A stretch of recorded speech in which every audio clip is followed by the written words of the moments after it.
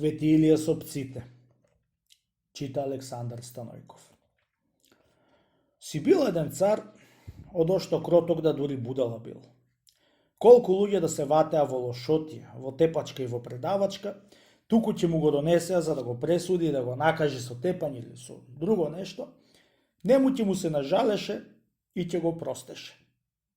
Дека така и проштаваше лошите луѓе, од ден на ден туку се множеа рами и тепачи.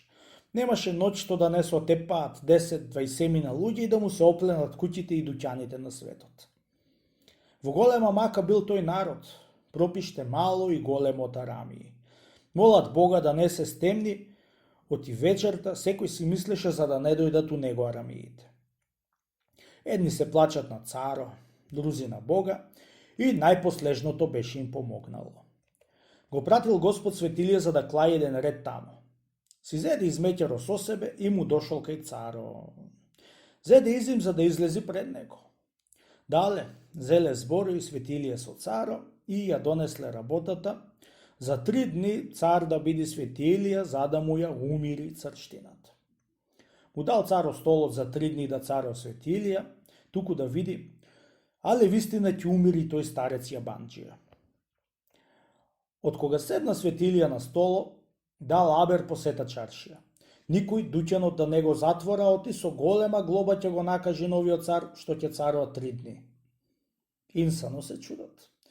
Каква работа ќе биде оваа, си велеле, што се заповедува да не се затвора чаршијата. Со затворена чаршија не се живеете, да со отворена, како ќе не раздени од арамиите. Се ќе ни пленат, Господа ни е на помош. Вистина така велеле, ама немале што да чинат.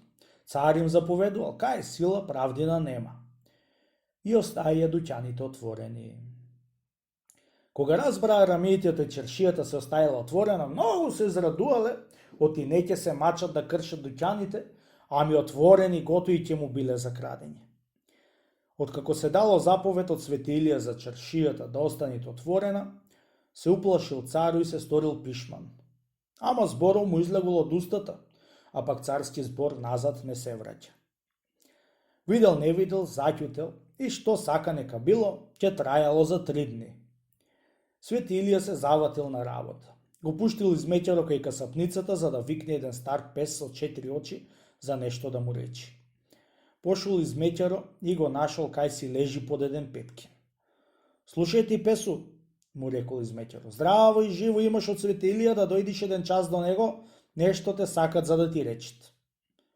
Арно, му рекол песо и клал ногата предна на чело, за да покаже оти му се поклонува на заповедта од Светилија.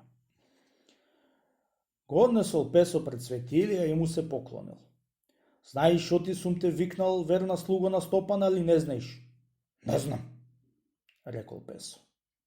Сум те викнал да појдеш и да собериш до што пес има во градот, за да и наредиш по ќошињата за да вардат до 3 ноќи, без да каснат еден залак хлеб. И до што арамија ќе видит, на парчиња да го сторат. Му се поклони песо и со голема брзина и собра сите пци од градот и нареди по ќошињата. Та што туку се стемни арно, не излегоа арамиите по сокаците за да пленуваат дуќаните. Кога и познаа пците од и тие беа арами, едно пуштање и сите на парчиња и искинаа. Утрото кога видоа граѓаните се зачудија на марифетот од новиот цар и стариот сам цар се зачуди. Го моли царо Светилија за да заповеда и по друзите градови и тамо да искинат арамиите. Го пушти Светилија песо и по друзите градови и тамо така беше се сторило. По 3-тиот ден Светилиот пред царо му загина. Тога и царо рекол оти тој човек бил светец и од Бога пратен за да му покаже како сака да накажува лошите, а не да и жали како напред. И така си го поправил царот царството.